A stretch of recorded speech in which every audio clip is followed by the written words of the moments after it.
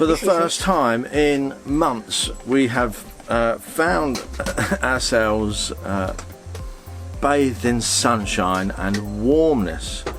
It's been a really cold journey all the way down from Sweden over the past couple of months, and we've really been suffering, so much so that we haven't had the windows open. We have put the heating on almost every night, and with the heating in the van, it's a bit weird. I've complained about the heating before in the van, that, you know, one of the blowers, because it's hot, it's blowing hot air, and it all starts down at the back by the boiler, and of course the hot air comes out of there into some tubes that are about that big and gets blown along, and of course as it gets blown along it loses heat, and one of the tubes actually goes outside of the van underneath and comes back in and blows. By the time it gets down to here, it blows cold air. Anyway, enough of complaining about Auto Trail's blown air heating systems. Sunshine. Well, we are really enjoying it. We arrived in this place yesterday, and let me tell you where we are. I think it's probably pronounced Platja D'Oro. Sorry, let me start that again. It's probably pronounced Platja D'Oro. It's spelt Platja D'Aro. D'Aro.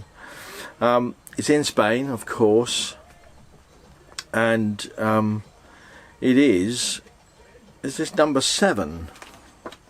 Yes, it's number 7 in the Spanish all the Aires books. This book, All the Aires, which we rely on almost entirely for places to stay. It's a huge Aire, enough for 50-60 motorhomes. Yeah, 40 to 60 maximum, and it says maximum stay 48 hours. Roadside parking, it says, but that the roadside parking's in the summer.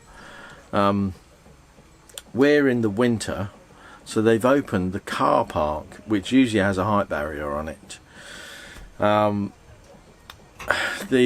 All the service points are inside the car park, weirdly, so it really is a good place for the winter to come, because you know, the car park's really open. It's tree lined everywhere, which is nice. A bit of a shade, but a problem because it shades the solar panels. So you can't have it both ways, can you? But there you are. So that, you know, we're slightly under a tree, and the solar panels, which in the sunlight and warmth we're getting now, have provided us with about 5 or 6 amps coming in. But because the tree cover and the sun is a bit low, we're only getting like 1/4 of an amp coming in. But you know, there's nothing on and there's nothing going on, so we could sit here forever in that sunlight. But I know that we're going to be here for a little while, because there is a sort of city town place just about 1,000 meters down the road. So it's, you know, so about a 15-minute walk down the road. There is a big sort of brightly lit city lights sort of place. It's really nice. Be able to walk around there yesterday, dressed pretty much in just a hoodie and a t-shirt, and you know, just trousers. And it was not cold, whereas previously, over the last week, if you stayed outside after about 4 o'clock when the sun went down, well, you had to put a coat on. You had to put a coat, a scarf, a hat. It really got cold when the sun went down. But here is not. Overnight, 9 degrees overnight. That's the outside temperature, but you know, so no heating. In fact, last night we were sitting here and I said to Wendy, "Oh, have you put the heating on?" I said, "No," because it was like so warm in here. So it was like, oh, I'll take my jumper off then. So, and that's unusual, especially, you know, from experience over the last few weeks. But we are moving further south. This place is really good. It's about they say 850 meters from the beach, and it is, so it's about, we're sort of midway between the beach that way and the town that way. So if we walk out of here down the road to a roundabout, turn left, we get the town, turn right, we get the beach. So all the best of both worlds, really, I suppose, beach and the town.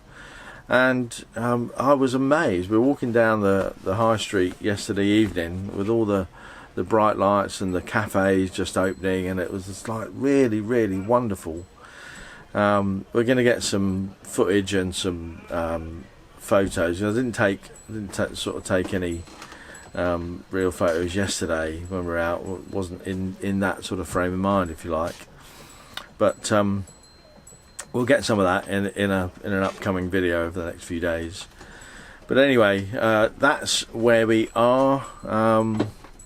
I think it's time for me to get the additional solar panel out, because we're not getting enough push from the roof-based ones. The 100 watt at the front is getting more sun than the 200 watt, but we're still only getting a total of like 0.2, 0.3 amps out of both. So, you know, not enough to keep us going on an ongoing basis. You know, you need sort of clear sunlight. But I noticed the van in front of us, and let me just turn you around, show you out the front there. I don't know if you can just see just about there.